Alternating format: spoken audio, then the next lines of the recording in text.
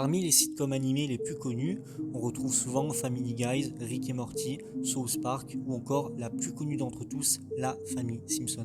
Bon, inutile de vous présenter cette série d'animation pour adultes, c'est une des plus connues et une des meilleures, c'est pas pour rien que l'univers est cultissime. Mais malheureusement, comme toute œuvre qui se respecte, celle-ci n'échappe pas au plagiat. Après ma vidéo sur le plagiat de Scooby-Doo, on continue la série des plagiats de dessins animés en s'enfonçant un peu plus loin. Aujourd'hui, on va donc parler de l'unique et horrible plagiat des Simpsons, j'ai nommé les Samsonades. Alors, avant de commencer, je tiens quand même à vous dire qu'il n'y a pas vraiment beaucoup d'informations sur cette série d'animation. Je suis vraiment allé chercher très loin pour pas grand chose. Honnêtement, si la vidéo dure plus de 2 minutes, ce serait vraiment un miracle. Les Samsonades est une sitcom animée georgienne créée et produite par Shalvar Al-Shimji. Il a été diffusé pour la première fois en Géorgie en novembre 2009 et s'est terminé en 2010 sur la chaîne télé Imedi. La série est rapidement annulée après une seule saison de 20 épisodes pour cause de plagiat, faute d'audience, mais surtout une caricature de Vladimir Poutine, le président russe. Oui, vous rêvez pas, Poutine apparaît dans cette immense série. Bon, alors ça, on va en parler, mais un peu après. Là, on va d'abord se concentrer sur la ressemblance avec les Simpsons, parce que vous allez voir, il y en a énormément. La série a été décrite comme ayant plus qu'une ressemblance passagère avec la sitcom télévisée d'animation américaine Les Simpsons.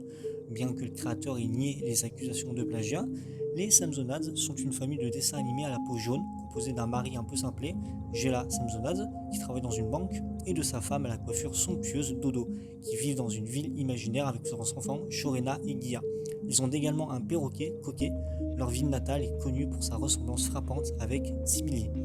Ram Shilvi a été déclaré que la série visait à refléter la réalité georgienne et à aborder des problèmes sociaux qui trouveront un écho auprès du public georgien, tandis que son scénariste principal Zivan Bidzaz a expliqué « Nous avons simplement pris une famille ordinaire et en avons fait une parodie des traits communs comme la paresse ou l'amour de l'alcool. » Ouais, bon, vous imaginez bien que c'est pas passé du tout.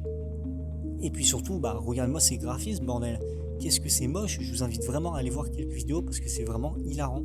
Bon, alors maintenant on va parler de ce fameux passage que vous attendiez tous, l'apparition de Poutine. Car oui, la série a suscité une certaine attention en présentant les dirigeants russes sous un jour négatif. Dans un contexte de relations tendues entre la Géorgie et la Russie, le président russe Vladimir Poutine apparaît dans un épisode envoyant un espion en Géorgie. Ram Shilvi a qualifié cette critique du gouvernement russe de simple exercice de notre liberté et de notre devoir civique. Bon, vous vous en doutez, celle-là, elle n'est pas passée, hein. Non, vraiment pas.